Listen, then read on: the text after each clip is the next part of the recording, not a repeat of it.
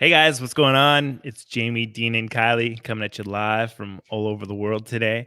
And yeah, happy Monday, everybody. It's been a pretty awesome weekend for me. What about you guys? How was your weekend? How was your week last week? What's going on? Kylie? I got another year older. Oh, that's right. Happy birthday. I got another year older. I ate my body weight in cake. Nice. I mean, so I can't complain. Happy days. Happy days. Mm-hmm. And how old are you? 27? Exactly. Yes, I am. I'm 36. I'm proud. 36 years ago. But I mean, we should ask Dean about his weekend because we were just complimenting his tan.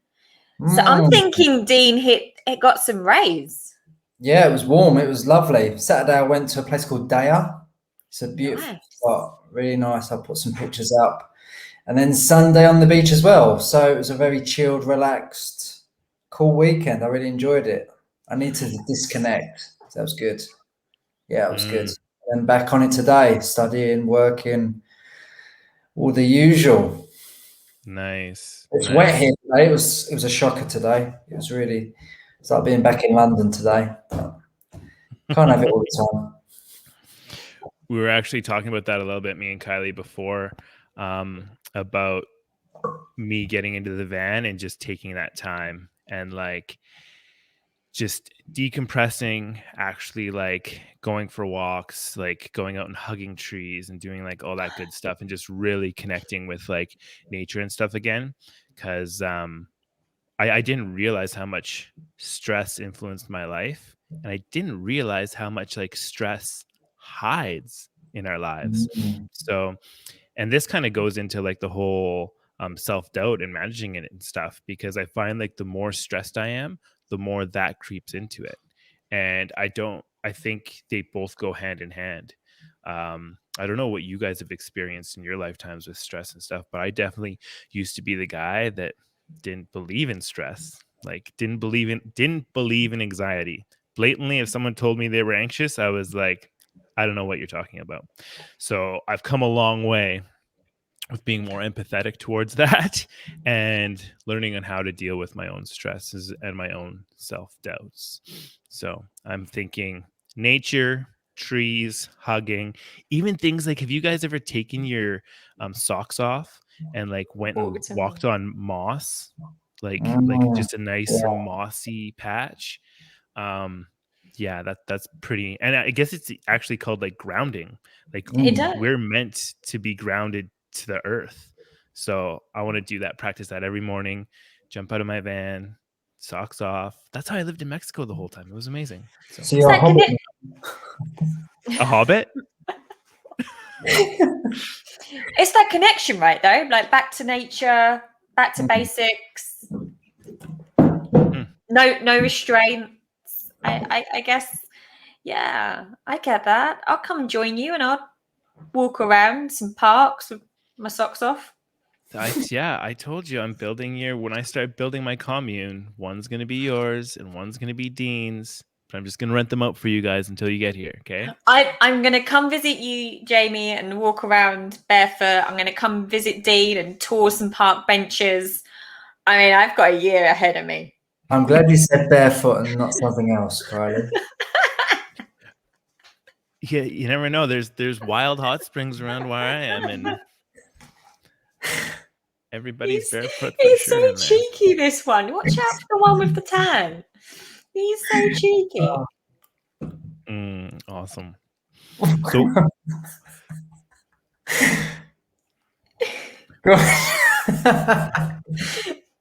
that's it. 4 minutes in, it's falling apart. So right now, I think we're in pretty good moods. But where did this question come from? Where did this idea of self-doubt and trying to manage it actually come from for you guys? So I think for myself, I think this week has been like on the back of launching a business. It's become very it's gone from surreal to real. Like the sir has gone, and it's been very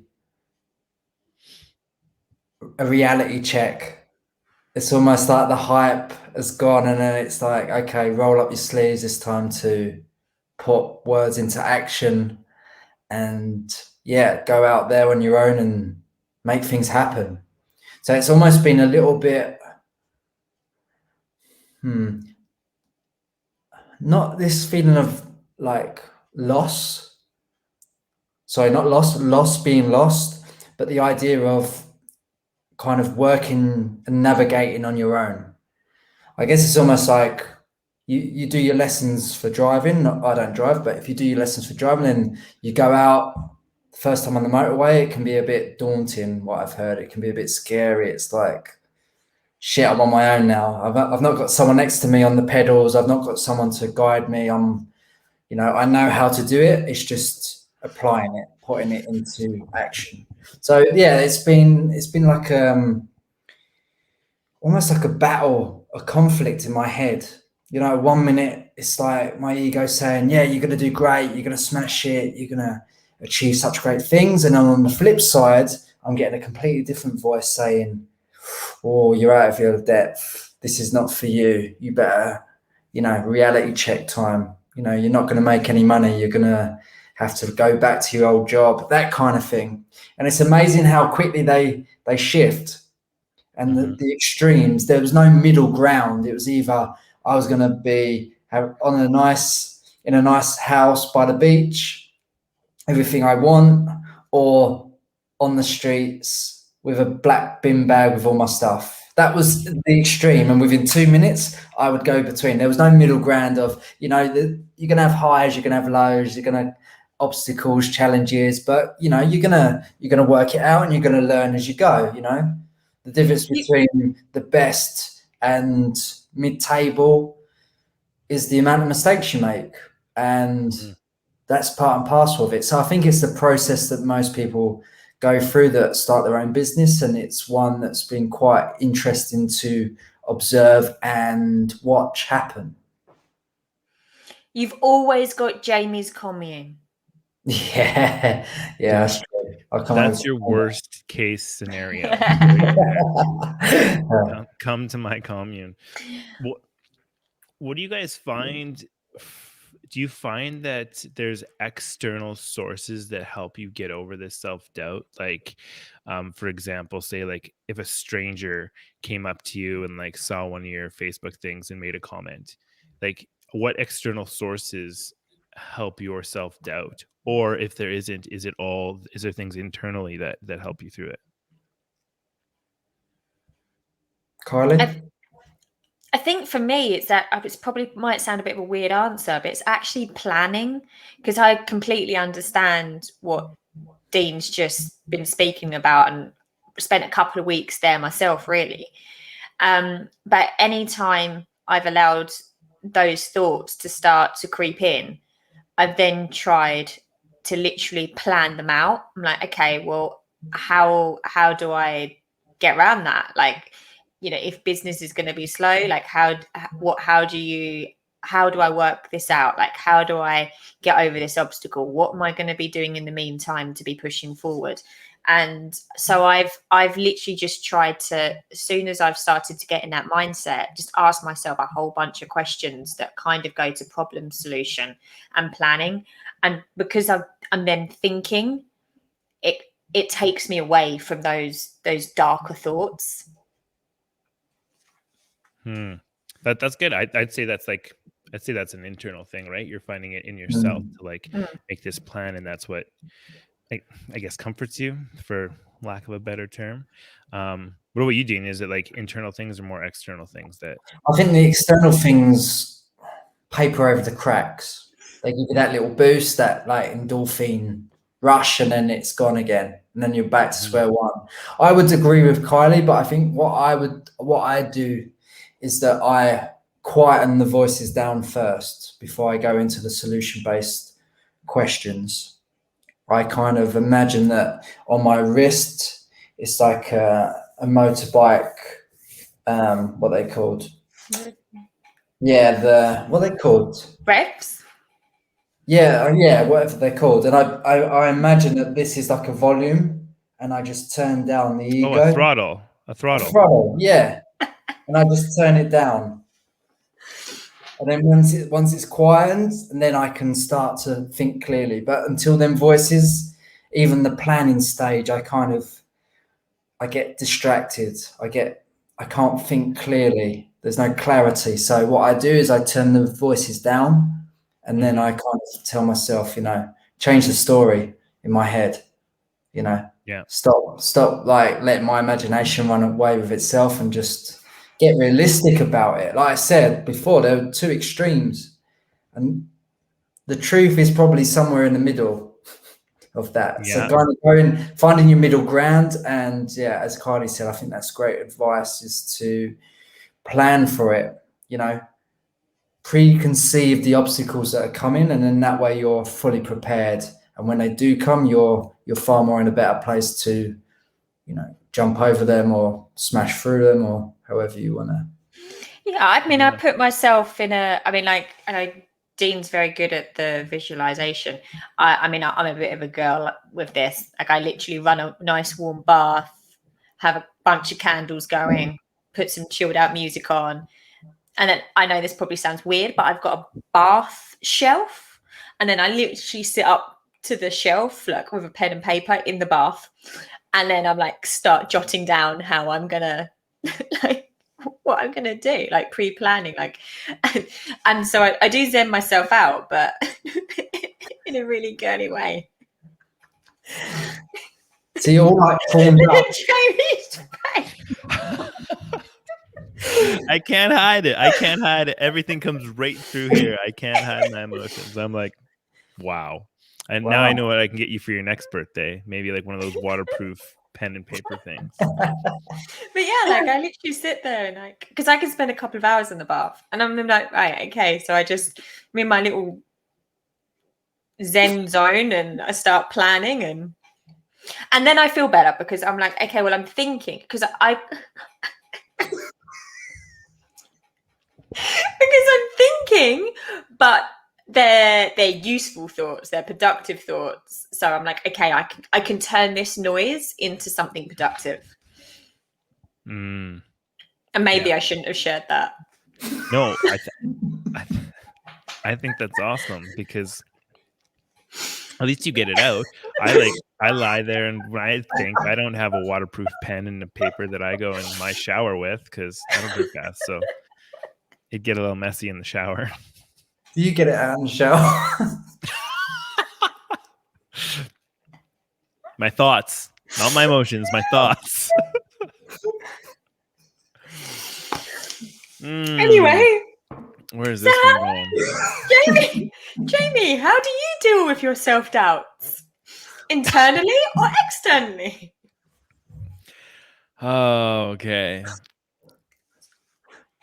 Internally, I find that when I get messages, or when people realize and see what I'm doing, and they comment on it in a real authentic way, that helps me. And I find, like, the things like being involved in a course or something like that, like, I get this like crazy hype at the beginning where I'm in it, and it gives me all of this energy. So it's like my energy wave is like up and then like crashing down.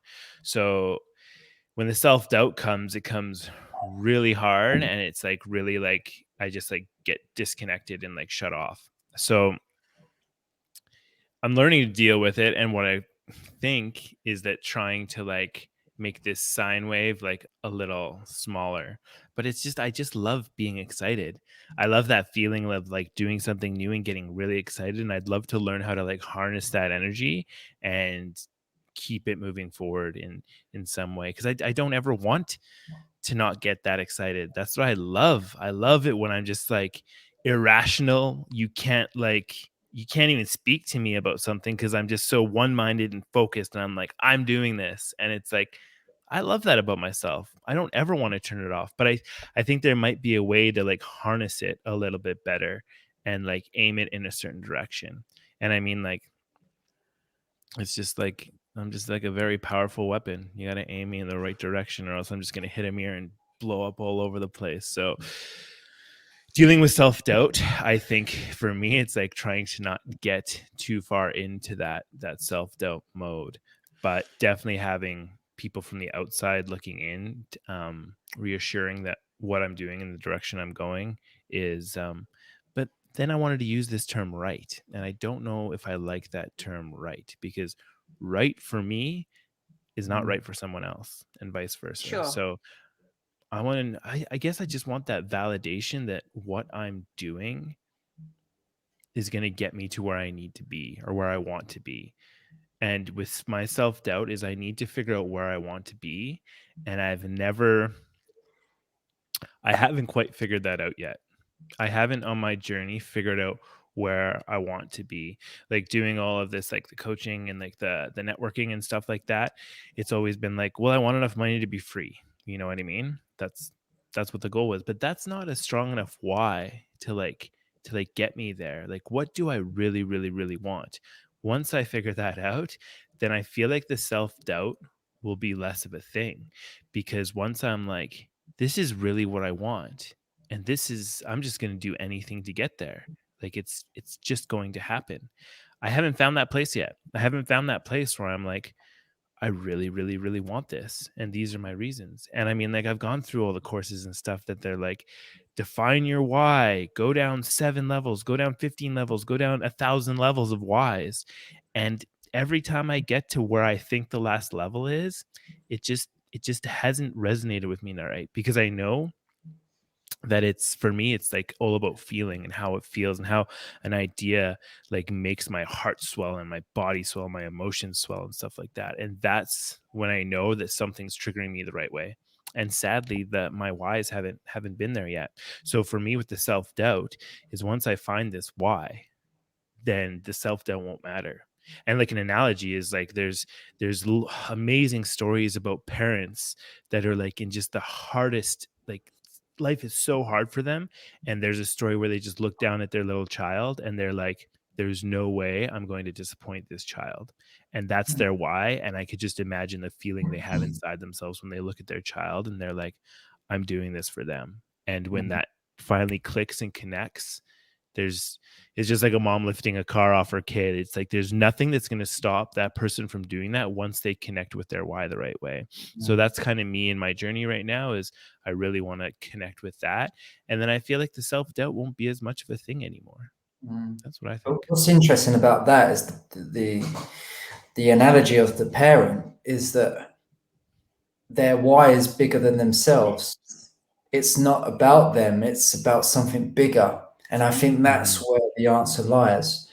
And I think for you is that you're probably achieving so much so quickly, is that your whys are constantly changing. Because if I were to ask you 6 months ago what your why was, it would be, live in my van, be a coach. You see what I mean? You're moving so quickly that maybe your why can't keep up with you. Yeah. And that could definitely be it. If you think about us and coaching, I mean, one of the levels that we get down to when Dean starts to talk about that it's bigger than us is that because we're serving other people, we get to help other people, and that's service providing situation and doing that good, making that impact, it's so much greater than us that it's the motivation to keep showing up and keep doing it. Yeah. But I think self-doubt will still be there in some regard, because you're gonna I was talking to Shauna, another coach, earlier, for those guys that don't know, and she was saying she feels that she's at the bottom of the mountain, she's at the bottom of Everest. And I said to her, well, where was you 6 months ago? She was like, oh yeah, good point. So I feel that we go up one Everest, we think we reached the peak, when actually we get there and the clouds move, and then there's another peak, right? And the next challenge and the next challenge. And I think that we get so bogged down into the next place, the next challenge, the next goal, that we forget to look back.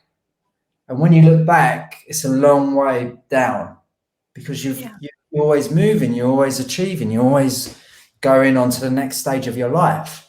So I think self-doubt is always going to be there to some regard. It's just about overcoming that, getting through that challenge onto the next one. But I think before you get to the next one, it's always good to sit down and think, okay, let's look back in the rear view mirror for a little bit and just see how far I've come. Because I think we get lost.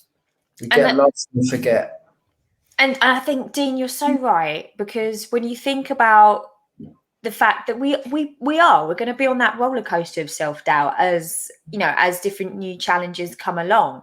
But I guess it's that what motivates you to get up and punch through that self-doubt and move through that challenge. And I guess it does then just relate to where we've just been, that it's greater than us, you know, me not writing this article or me not doing this X and X for my business means that I'm not showing up for people. Maybe that there's someone that would have connected with that could have really used that help. So me not showing up, for example, is actually letting someone down, someone that I don't even know that exists, someone that's not even in my life yet, but I'm disappointing.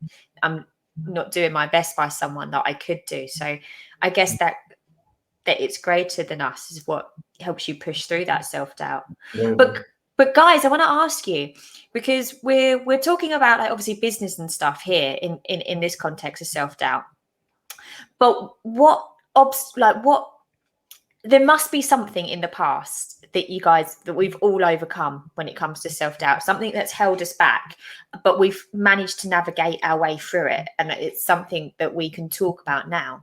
I know that, like, when we launched just recently, one of the biggest things that I spoke about in my launch was the fact that I was born with a cleft palate and I've got a slight speech impediment, and then add my cracking regional accent in, and it's something that really held me back, especially in my professional environment, because I was always so worried about making a fool of myself. And, you know, this self-doubt around my voice created this great big monster. But somewhere along the line, I've been able to navigate my way through it and start realizing that it's not going to hold me back, that I'm more than capable with this voice and this language and whatever to be able to still achieve the things that I want to. So, guys, what's something in the past that's held you back, but you've managed to get through, you've managed to get over it, you've managed to conquer it? Well, with me, it would have been with my kiteboarding.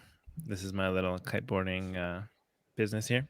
I went into it, and I'm like a pretty avid sports guy, like snowboarding and mountain biking and all this stuff. Like, I've been doing it for a long time, and I had really high expectations because the learning curve in this sport is very, very shallow. Like, it takes a really long time, and they're like, you know, some people they can get it in a couple hours, and some people it takes them like months to get it.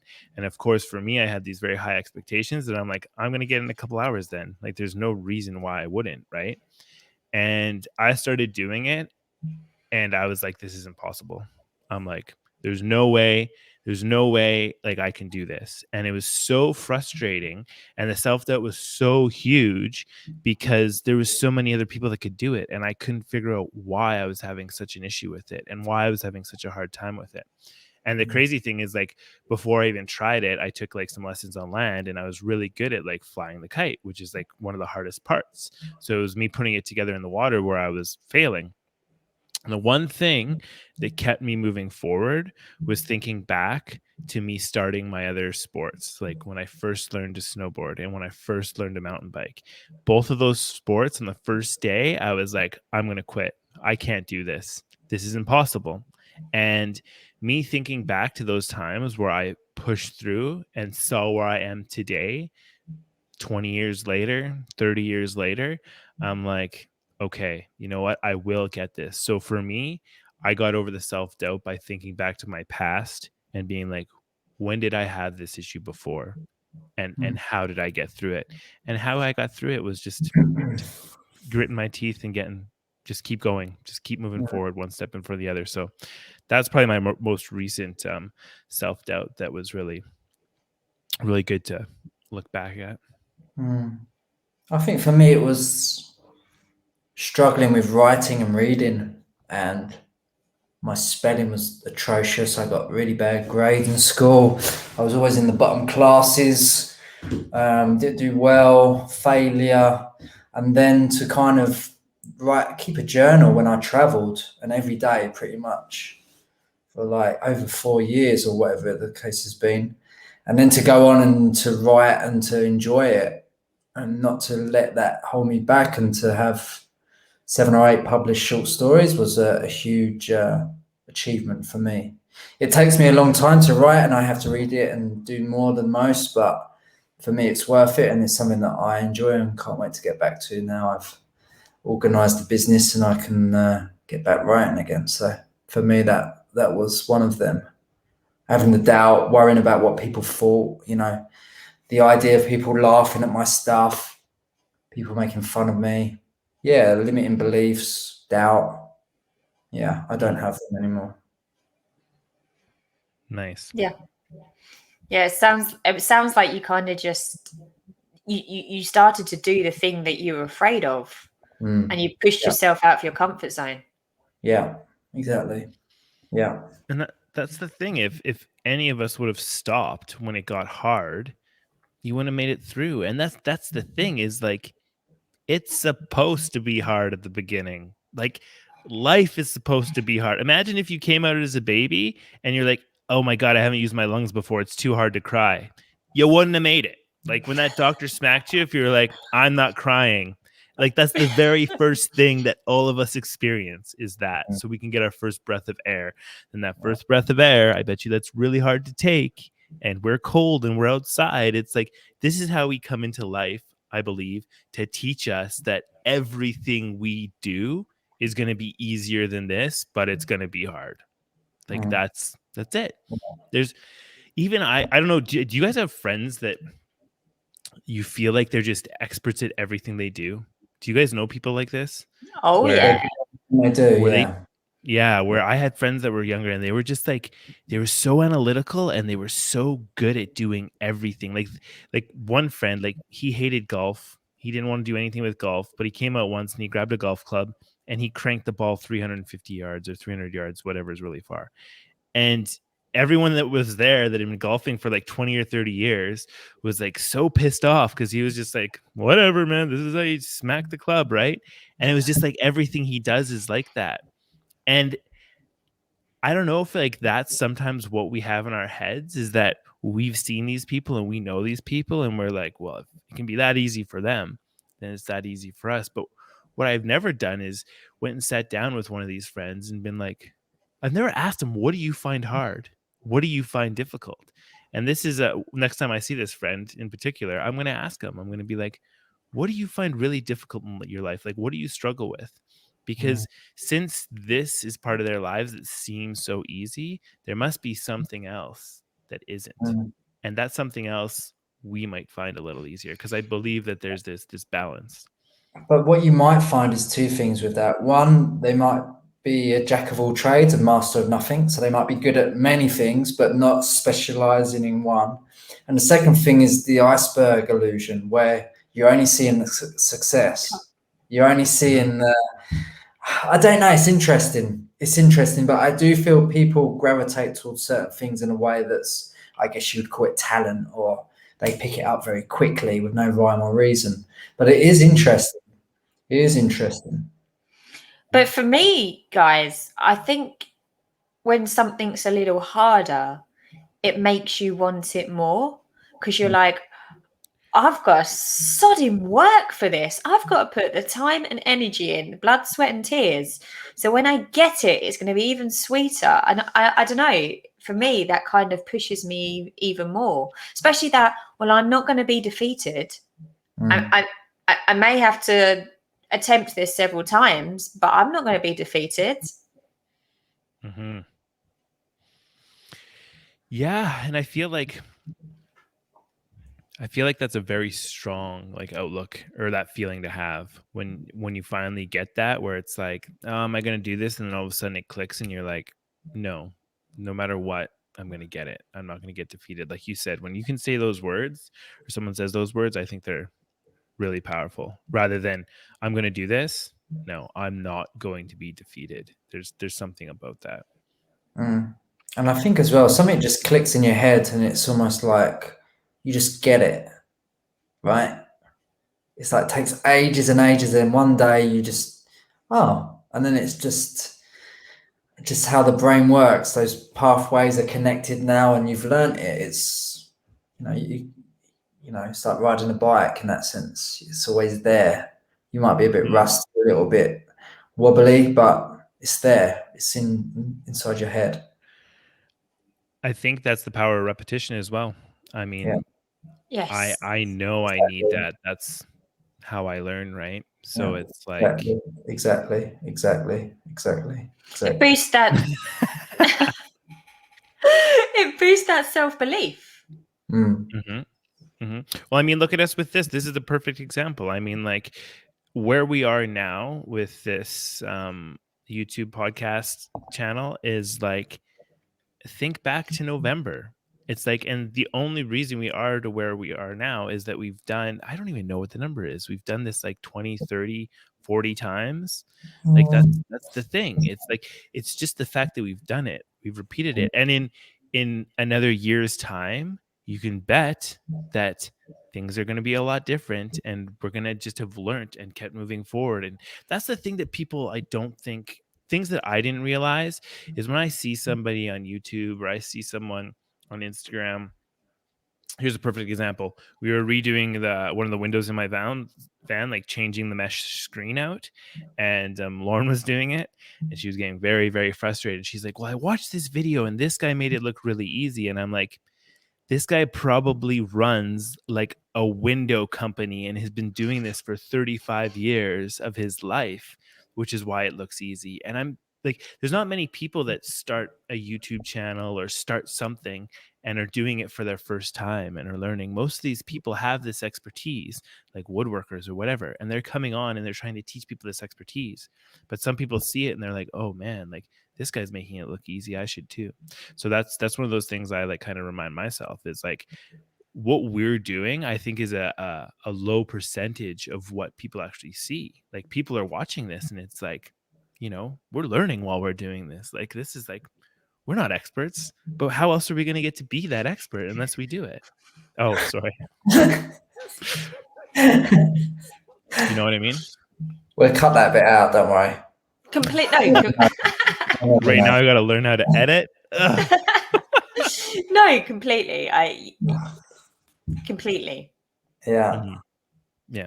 So I've got a comment on my wall from someone that's listening in, and actually it's a really powerful message. So it's by a lady called Cara, and she commented on when we were talking about our why and using that to push through self-doubt. So she says it's so true that she had a stillbirth, and after the death of her child, she threw herself into fundraising and helping other bereaved parents. She said she felt like she'd almost become like superhuman, and that she got that energy and that ability to push through that time because she'd used her stillbirth as her why and wanting to help other people that are feeling the same. So I mean that's a really powerful message. It's incredible. Yeah, that's about as powerful as it gets. Yeah. Taking trauma and then like switching that into like helping is like bloody amazing. It takes a strong person to do that for sure. What's her name? Cara Davey. Cara Davey. Amazing. Amazing. That's going to inspire a lot of people. Yeah, absolutely. I mean, we've spoken about this before. Like, we've touched on these sort of issues before, and talking about how much of a mindset that takes to be able to use something like that sort of trauma, that sort of adversity, that sort of pain, and then turn it into this incredible good. But I guess there's a really strong message, that we started to touch upon when we were talking about this, being able to, in terms of being able to manage that self-doubt or even kick your way through it, is to find out what's going to motivate you, what your why is, and try and use that, harness that to kick through that self-doubt. Amazing. Yeah. Wow. I mean, that's awesome. That's so good to hear that statement, that comment, and like how good, I guess, battling through self-doubt, it can come from like so many different things and so many different areas. Like it can come from bad to like help you do good things, I guess. But I mean, it's all on different levels, but it all adds up. But look at the three of us today with stories that we've got from our past. Like Dean, you talking about struggling in school and having self-doubt regarding writing and reading, but now you're a published writer. Think about, I know there's probably not because of our audience, but think about if you were talking to a bunch of kids right now, especially kids that were struggling, and how they could see you've turned your self-doubt about your writing and reading, and you've punched your way through it, and look what you've achieved. And I'd like to think the same for the rest of us. You know, if anyone's listening and's got a speech impediment or is worried about talking, but actually, do you know what? You put yourself out there and you keep repeating it. It's going to be okay. You're going to push through that fear and you're going to realize it's not so bad. And there's plenty of people that want to listen to whatever you've got to say. And like you, Jamie, with the sports, you push through it. Push through those thoughts that you had that were holding you back. Like, nah, it's day one. I'm not going to do this. And you went back to a place where you had achieved that previously. Yeah, when you say that, it makes me think of another thing too, that like even with like the speech impediment and the schooling stuff, there might be like say there's 100 people that are watching that have those same issues. There might only be 5, 10, whatever percentage that connect with you, and it helps change their lives. But it's funny how like just because you've had the same issue, you're not going to connect with all 100 of those people that have the same issue. But there might be somebody else that does, just because if you and Dean had the same issue, there might be people that resonate with Dean and people that resonate with you. So, and that I just kind of thought about that when you were saying that it's like, it's not only that they can connect to the problem or whatever challenge they have, but it's also that they need to connect with that person. And that's why everybody who's going through this, reach out and keep reaching out, because eventually you're going to find those people that resonate with you. And that's what the biggest thing is for helping. It's like, we're not going to help everybody. We can't help everybody. We're not going to resonate with everyone that has our same challenges. But if we keep reaching out and we keep finding these people, we're going to find that tribe and that group that now when somebody else finds it, instead of just finding us, they're going to find 100 other people like them that they can like resonate with and they can connect with. And then out of that group, you can find your one buddy. I call it like your travel buddy. Sometimes you'll go traveling and then you meet that group of awesome people, but then there's that one person that you're best friends with on like day one. And I feel like that's the same thing with this industry we're getting into, is that's the power of it, is like finding that group and then nurturing and finding others to come into that group. So amazing. That's my 2 cents. No, it's a pretty good 2 cents. Yeah, I think that's I can't build on that, so I'm out. If we could leave this like with one little like tip or trick or bit of a guidance for anyone that's like listening and in a situation at the moment where they're facing self-doubt, what would you say to someone? I'd kind of say with what I just said, I'd be like, just keep searching, keep looking for those people that you connect with, because they are out there, and that's where the power is going to be. And I'm going to use us as a perfect example. Is we found each other, and it's like we weren't really even looking for each other, and it just like happened, and it just everyone might think that I'm paying you guys to hang out with me, but we'll talk about that next week. But we just connect, right? And it's super powerful, and I feel that that's making all the difference in where we are right now and how we're moving in the direction we are. Yeah, absolutely. And I would say for anyone, try to reframe things. Not even try it, just do. See things from different angles. Look for gratitude. Look for, like comparing to other situations that are worse than your own. Look at ways to plan, as you said, Kylie. Yeah, just try and see things from different angles. Imagine that you're someone else faced with that problem. How would they solve it? How would they go about it? And try and get out of your head, because that's where the trouble lies. If you can get out of your head and those thoughts that are swirling around and those dark clouds, I think you've got half a chance of getting out of it very quickly. And if you can nip it in the bud early, if you can see it happening, don't let it manifest the way it's going to manifest, because it's only going to bring you down and send you into like a funk. If you can avoid the funk quickly, then you can turn around your thoughts and your feelings, and that will impact, your actions and your results. Nice. Love it. Great advice. And my only added comment to that is language.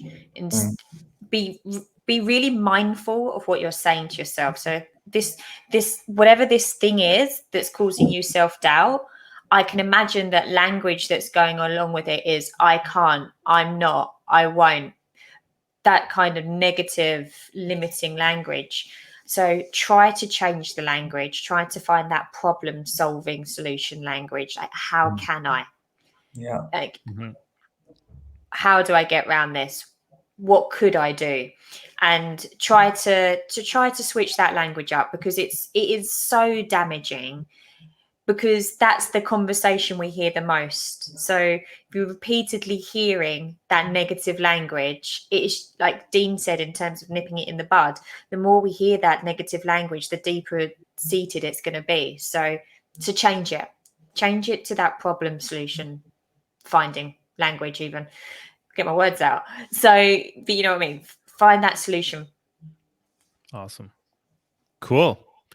Good chat, guys. That was really wicked. I love where that went, and hopefully anybody listening has a little bit of tidbit if they're if they're going through self-doubt right now. Just for one, we all go through it. Everybody goes through it, and hopefully you've found a little bit of a way that you can try and deal with it a little bit. So and reach out if people, absolutely reach out. Don't suffer in silence. And by the way, it's mental health awareness week, I believe. So this week, it's good to talk about it. It's good to open up, give people that space to express themselves, get things off their chest. And